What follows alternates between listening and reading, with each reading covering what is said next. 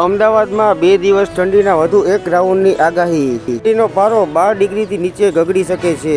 Cyber truck વડે ટ્રમ્પની hotel નજીક હુમલામાં એકનું મોત. આતંકવાદીઓએ ખોટું વાહન પસંદ કર્યું. Elon Musk. ગુજરાતમાં નવરચિત 9 મ્યુનિસિપલ કોર્પોરેશનમાં કલેક્ટર વહીવટદાર રહેશે. ફેસબુક મિત્રને પરણવા ગેરકાયદેસર પાકિસ્તાન પહોંચેલા ભારતીય યુવાનની ધરપકડ. પાકિસ્તાન મહિલાએ લગ્ન કરવાની ના પાડી દીધી.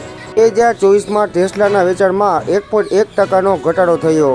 સરકારની નવી ગાઈડલાઈન બાદ નિયમો બદલાયા. ફાયર એનઓસી નહીં હોય તો હવે નવી ખાનગી સ્કૂલોને મંજૂરી જ નહીં અપાય.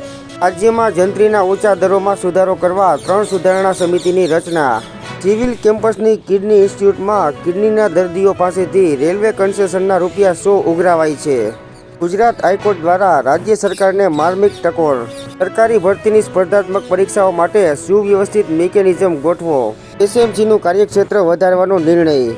ગાંધીનગર ખાતે સ્ટેટ મોનિટરિંગ સેલને અલાયદું પોલીસ સ્ટેશન મળશે. પાટીદાર યુવતીનું સરઘસ કાઢવા મુદ્દે ભારે રોષ બાદ ફરિયાદ પરત ખેંચાશે. રાજ્યની વધુ 33 ગૌશાળા પાંજરાપોળના પશુ નિભાવવા માટે 19.50 કરોડની સહાય. એનએસસી દ્વારા સ્ટોક બ્રોકરો માટે રજૂ કરાયેલી નવી માર્ગદર્શિકા. ગુજરાતમાં 2024ના વર્ષમાં 7,000 કરોડની જીએસટી કરચોરી પકડાઈ.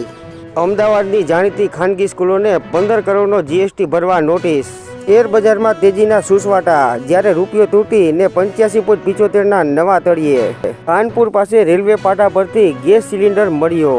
સંભલની જામા મસ્જિદનો રિપોર્ટ સીલબંધ કવરમાં કોર્ટને સુપરત. ઈરાનના અધિકારીનું નિવેદન ચર્ચામાં. ઈરાન ભારતને ક્રૂડ ઓઇલનું વેચાણ ફરી શરૂ કરવા ઉત્સુક.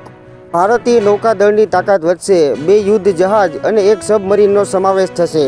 યુરોપિયન દેશ મોન્ટેનેગ્રીનમાં ફાયરિંગ. 2 બાળકો સહિત 10 લોકોના મોત. ફાયરિંગ કરીને આરોપી ફરાર. સશસ્ત્ર શૂટરને શોધવા માટે વિશેષ ટીમો મોકલી. કાનમાં સંભળાતી ઘંટડીનો સસ્તો ઉકેલ આઈઆઈટી બોમ્બેએ શોધી કાઢ્યો. દેશમાં લોન લેનારાઓની સંખ્યામાં ચિંતાજનક વધારો. ઝારખંડના હજારીબાગ જિલ્લામાં એક દુઃખદ અકસ્માતે ખુશીને શોકમાં ફેરવી દીધી. સાથે ઝઘડો થતાં યુવક કૂવામાં પડ્યો. બચાવવા પડેલા 4 યુવકો સહિત 5ના મોત.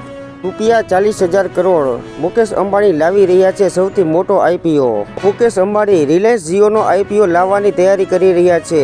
તૈયારીઓ શરૂ. આઈપીઓ આ વર્ષના બીજા ભાગમાં આવી શકે છે. સ્વિટ્ઝરલેન્ડનો ચોંકાવનારો નિર્ણય. જાહેર સ્થળોએ બુરખા પહેરવા પર પ્રતિબંધ. કાયદાના નિયમોનું જો કોઈ મહિલા ઉલ્લંઘન કરશે તો તેને $1,144 એટલે કે અંદાજે ₹98,000નો દંડ થઈ શકે છે. શાકભાજીના ભાવમાં 50%નો ઘટાડો થતાં મધ્યમ વર્ગને રાહત. પીઓ બોલો, આ વખતે દારૂ પીવાના પણ રેકોર્ડ સર્જાયા. યુપીમાં 600 કરોડ, દિલ્હીમાં 400 કરોડ, કર્ણાટકમાં 308 કરોડ તો તેલંગાણામાં 401 કરોડનો દારૂ વેચાયો.